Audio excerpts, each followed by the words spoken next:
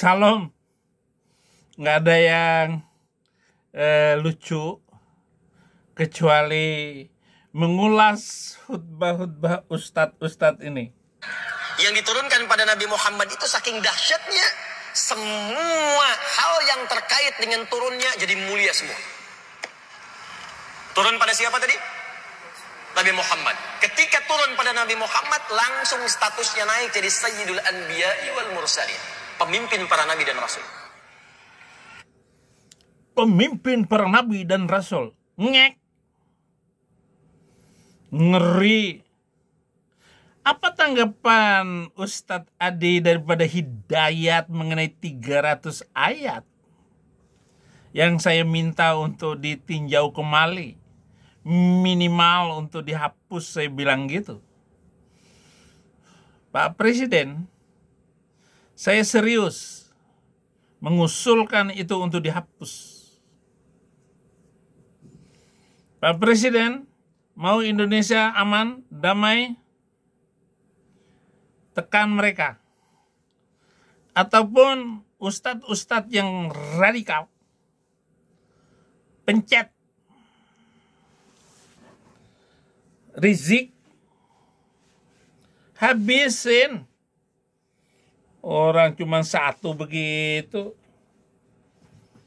Kenapa menghabisi 6 pengawalnya? Masa polisi nggak tahu alamat Habib waktu itu? KM 50, 6 orang dihabisin. Orang nggak ada salah. Dasar mafioso. Polisi. Aneh. Diturunkan lewat malaikat apa? Jibril. Maka malaikat Jibril naik status jadi Sayyidul Malaikat, pemimpin para malaikat semuanya. Padahal Nabi Musa itu dulu teman akrabnya malaikat maut. Teman akrab tuh, malaikat maut. Tapi seakrab-akrabnya meninggal juga. Dan gak bisa menunda. Nabi Isa punya juga teman akrab dari kalangan malaikat. Dia rasul fis sama' ladaihi qarinun aw qaribun rasulun fil ardi. Ya rasul di langit, malaikat punya teman akrab rasul di bumi. Nah, ketika zaman Nabi Muhammad SAW, wahyu diturunkan lewat malaikat Jibril, akrabnya dengan malaikat Jibril, naik status jadi Sayyidul Malaikat dengan menurunkan Al-Quran. Bohong. Memang hanya membawa wahyu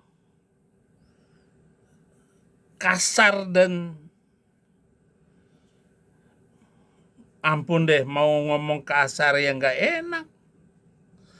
Coba wahyu kayak begitu dibawa oleh Jibril kepada Nabi katanya. Lalu derajat Jibril naik Sayyidul Malaikah. Nah sekarang saya tanya, apa tugas Jibril sekarang? Yang sudah nggak lagi membawa wahyu sekarang. Apa tugas dia? Ngapain dia? Ya akal-akalan sih bisa aja kamu jawab. Emang pandai. Oh dia lagi berzikir tiba ke 3 kali. Subhanallah 33 kali. Allahu Akbar 33 kali. Peluku suntur 33 kali. Bisa kita ngarang. Saya juga bisa ngarang. Pak Pendeta, apa itu peluku suntur? Ya cari di kamus. Gak usah bagi saya itu. Sudah lewat, saya sudah tinggalkan semua yang lewat-lewat itu. Adik. Semangat sekali kamu menipu umatmu ya. Al-Quran turun di hari apa tadi? Jumat. Jumatnya langsung menjadi Sayyidul Ayyam, penghulu di antara para hari. Quran turunnya di bulan apa tadi? Ramadan. Ramadan langsung naik status jadi Sayyidul Syuhur, penghulu dari semua bulan. Turun di malam, malamnya turun. Saat malam itu malamnya berubah jadi Lailatul Qadar. Inna anzalnahu fi. Nah, Beda dengan malam biasa. Ketika Anda ibadah saat malam tepat turunnya Al-Quran itu, maka semua pahala naik langsung lebih daripada 1000 bulan. Lebih daripada 85 tahun. Jadi kalau Anda sholat 2 rakaat saja malam itu nilainya sama dengan 85 tahun lebih tanpa henti sholat. Tanpa henti. Kalau Anda baca satu... Enak banget. Inna anzalnahu fi lailatul qadr. Lailatul Qadr khairu min alfi syahrin tanazzalul malaikatur ruh fiha bi'ni rabbihim min kulli amrin salamun ya hatta matla'il fajr. Hebat. Tapi ya akal-akalan bohong. Kagak percaya gua. Ngapain percaya? Turun hari Jumat. Jadi malam wik-wik. Apa maksud Anda? Ramadan menjadi syahrul Ramadan alladzi unzila fihi al-Qur'an. Hudan linnas wa bayyinatin minal huda wal furqan. Kuak. Kenapa Anda harus merayakan turunnya kitab sucimu yang begitu mengerikan? Yang telah menghancurkan bangsa-bangsa. Sangat mengerikan, saudara Adi. Sadar apa yang Anda omongkan itu. Kapan Anda bisa move on dari pengajaranmu itu? Kamu tahu nggak kehancuran bangsa-bangsa Arab itu? Ya karena kitab suci kamu itu.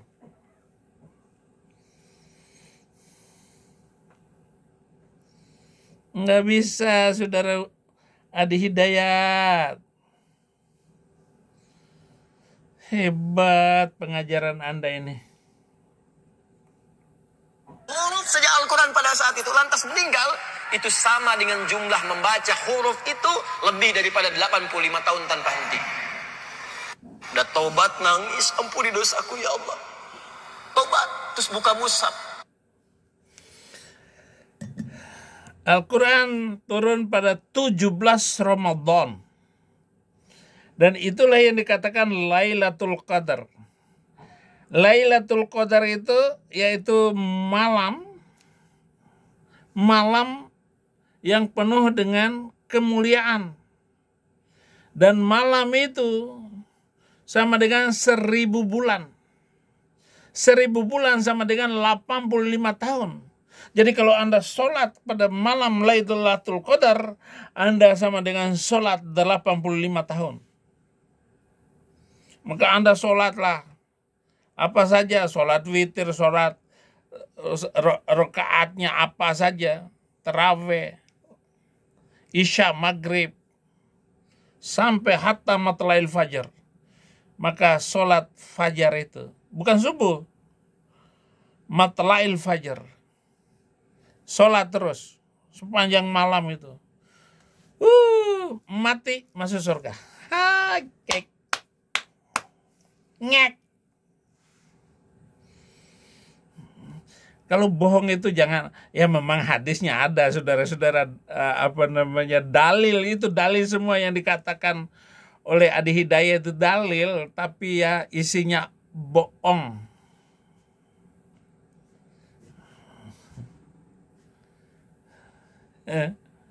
Mana Ade? Lu jangan sok pintar. Baca sehuruf aja. Nun, meninggal. Ini bacanya pas malam tadi. Keutamanya lebih. Yang paling dahsyat, karena Al-Quran ini istimewa, Al-Quran tidak sama dengan yang lain-lainnya, maka Allah pun membedakan fungsi dari Al-Quran ini terkait dengan sifat petunjuk dan pedomannya, bukan hanya mencakup kelompok tertentu, kalangan tertentu, tapi disampaikan dengan redaksi yang berbeda. Perhatikan kalimatnya. Syahrul Ramadan alladzi unzila fihi al-Quran. Teruskan. Apa fungsi Al-Quran? Hudan. Tuh, kembali ke sini. Nabi Adam dapat hudan, Nabi Nuh dapat hudan, Nabi Musa dapat hudan, Ibrahim sebelumnya dapat hudan, Nabi Isa dapat hudan. Namanya bisa beda-beda tapi fungsinya sama. Di Allah ketika menurunkan Al-Quran, fungsi Qurannya sebagai apa? Hudan. Yang menarik, kalau Nabi Musa libani Israel, Nabi Isa libani Israel, kelompok tertentu, kaum tertentu, Quran tidak. Hudan linnas, untuk semua manusia tanpa batas, dari sejak Nabi Muhammad sampai kehidupan manusia berakhir kembali pada Allah Subhanahu wa taala. Karena itu terbukti sampai kalau Quran itu buku manual bagi umat manusia, sejauh mana Al-Quran itu memperbaiki sebuah bangsa, sejauh mana bangsa itu membuat maju bangsa tersebut di mana Muslim tinggal mayoritas di dalamnya. Dan saya tahu bahwa negara-negara yang mayoritas Muslim itu adalah negara-negara terbelakang mental plukusuntur. Kemampuan untuk maju itu susah sekali. Orang hanya mengejar pahala. Orang hanya mengejar keutamaan dengan membaca berulang-ulang. Qomat kami, subhanallah, subhanallah, subhanallah, subhanallah. Jadi ada tasbih melulu yang dipikirinnya. Mengulang-ulang bacaan. Subhana rabbiyal azim, subhana rabbiyal rabbiyal, subhana rabbiyal. Sami Allah liman hamidah. Duduk, ruku. Kemudian subhana rabbiyal a'la wa bihamdih, subhana rabbiyal a'la wa bihamdih, subhana rabbiyal a'la wa bihamdih. Diulang-ulang 3 kali setiap itu, baru subhanallah, subhanallah, subhanallah, subhanallah 33 kali. Alhamdulillah, alhamdulillah, belam, belam, belam, belam, belam, belam, belam, belam. 33 kali. Allahu Akbar 33 kali. Alhamdulillahirabbil alamin arrahmanir rahim.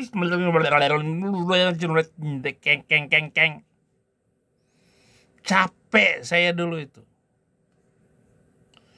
Bukan ngeledek, bukan menghina. Tetapi saya minta di manakah negara Muslim mayoritas yang cemerlang, gilang, gemilang hidup politik keagamaannya. Mana ada?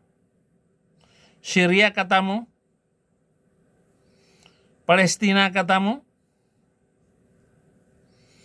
Itu bergolak dan ribut terus dari zaman ke zaman, dari waktu ke waktu. Mau nyoba Indonesia?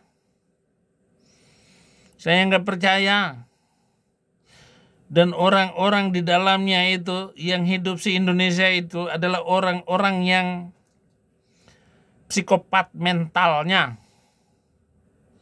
Lihat itu. Somat. Para penghina kekristenan. Bebas menghina. Bebas mengejek. Kalau mayoritas.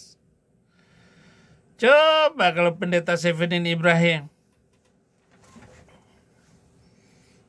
Bisa tenang saya kalau di Indonesia. Nggak ada ketenangan di sana.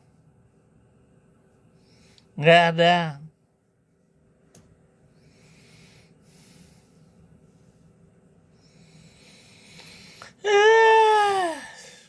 Bikin pusing aja loh. Sekarang, saya tanya pada Anda, coba tunjukkan pada saya kitab-kitab Nabi sebelumnya yang abadi, redaksinya sama persis dengan saat diturunkan sampai sekarang. Tunjukkan pada saya. Nggak ada. Taurat mana? Alkitab. Dari awal sampai sekarang tidak ada perubahan. Tunjukkan kepada saya Al-Quran itu tidak ada perubahannya.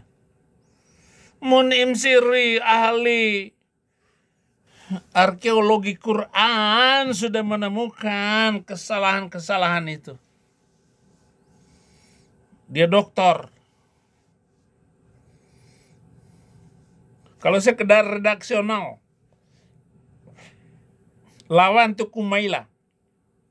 Woi, lawan itu Kumaila.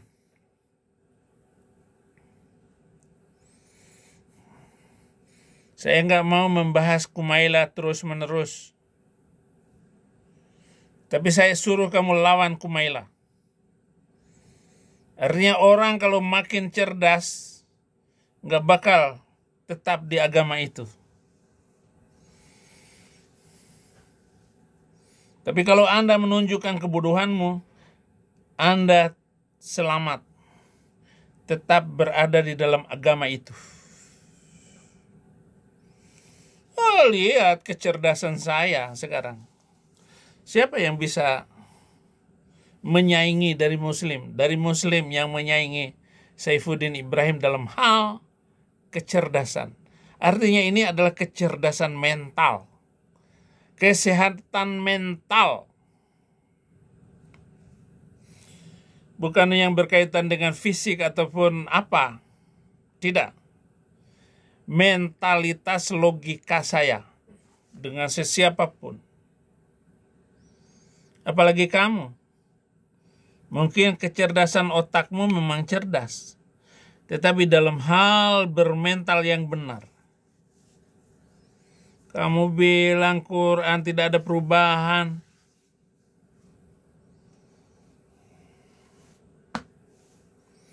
Quran yang mana? Kitab sucimu yang mana?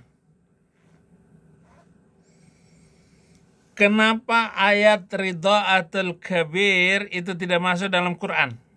Jawab. Menyusui orang dewasa tidak ada di dalam Quranmu. Kenapa?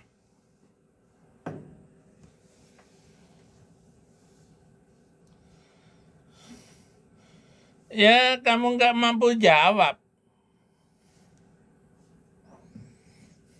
Terkencing-kencing kamu. Zabur mana? Injil mana? Dengan redaksi asli saat diturunkan kepada Nabi ya. Karena nggak ada jaminannya. Dan cuman Al-Quran yang sifatnya sampai sekarang itu semuanya terjaga lengkap. Baik ketika dibunyikan dengan bunyi tidak berubah sampai sekarang. Silahkan, zaman Abu Jahal dulu ketika didakwahi. Ya, kenapa? Ada nasah mansuh. Ada ayat hapus menghapuskan ayat. Di manakah konsep itu di dalam Alkitab? Nggak ada nasah mansuh. Jawab Adi. Jangan hanya kamu perbodoh jemaatmu dengan berbahasa seperti pemain silat seperti itu. Dan begitu bangganya kamu dengan ilmu kitab sucimu itu. Padahal saya minta 300 karena tidak mengandung suci. Itu bukan kitab suci. Enak aja. Itu bukan kitab suci. Itu namanya kitab ongol-ongol. Abi nih bilang. Keterjauhkanlah yang lain-lain ya. Sampai sekarang, itu alif lam mim, tetap alif lam mim. Nggak ada yang berubah bunyinya. Nggak tertukar dengan alam nasroh. Yang di alam nasroh alam, yang di alif lam mim. Tunjukkan pada saya dan Alif Lam Mim. Itu surat apa namanya? Surat sapi betina. Nah, siapa yang menulis surat sapi betina itu? Padahal kan nabimu kan buta daripada huruf. Orang lain, tetapi siapa namanya?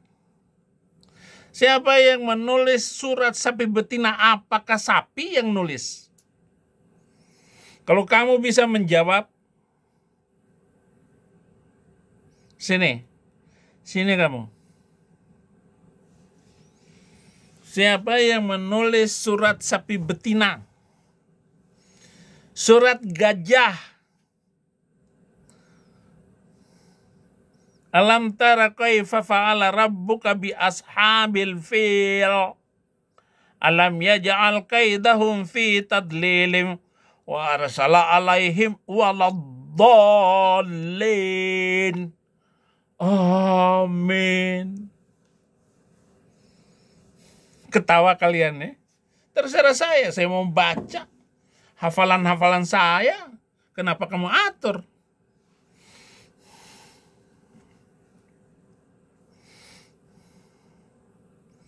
Alif Lam Mim.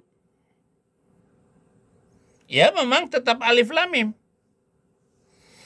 Tetapi tafsiran seluruh ulama Islam telah menipu seluruh muslim di dunia. Alif Lam Mim. Dzalikal kitabu la raiba fihi hudal lil muttaqin. Apa terjemah Departemen Agama itu?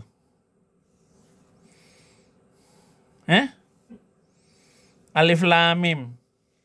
Dzalikal kitabu la raiba fihi hudal lil muttaqin.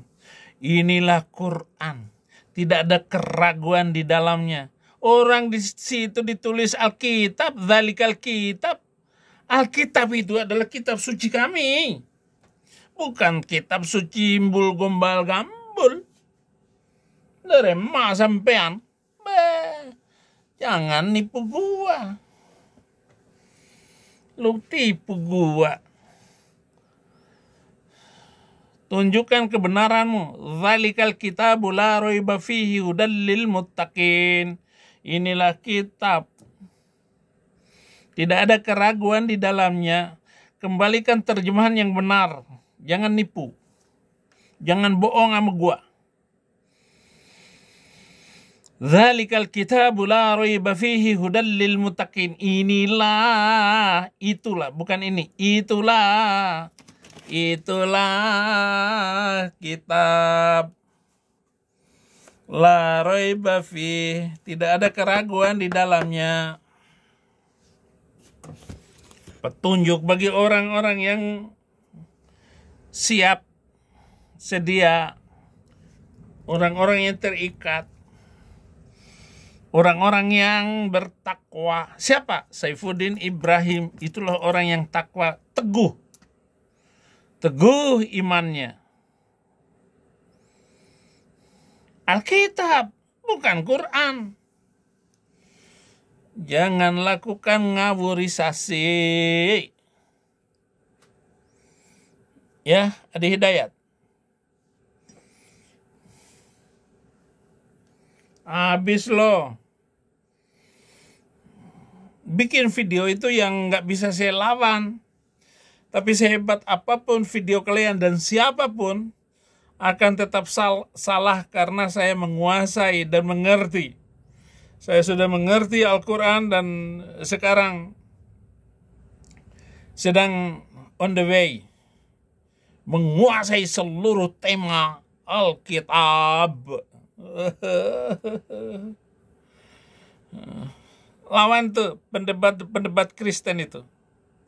Sofiatul, Edis TV. Nah, saya promosikan ini. Berani Adi Hidayat masuk ke Komal Sofiatul, Edis TV. Siapa yang berani masuk? Siapa yang berani masuk ke Edis TV? Kencing di celana lo. Somat. Somat otak. Udah lawan dulu Kumaila. Anak saya, Kumaila, jangan pergi ke pasar tradisional. Nanti dijambak sama ibu-ibu. Jangan, nak, jangan.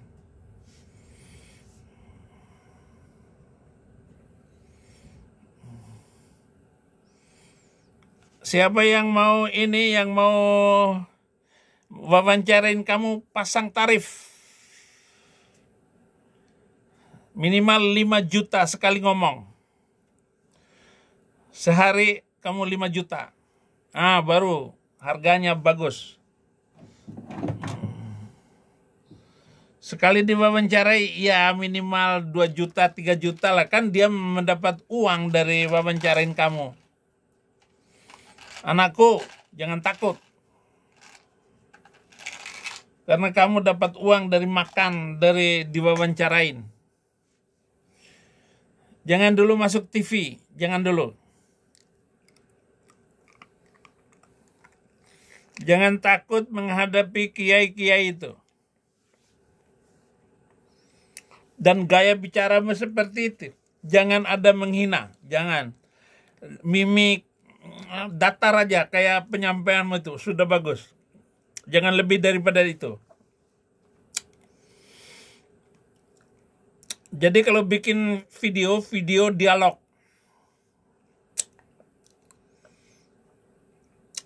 Jangan monolog.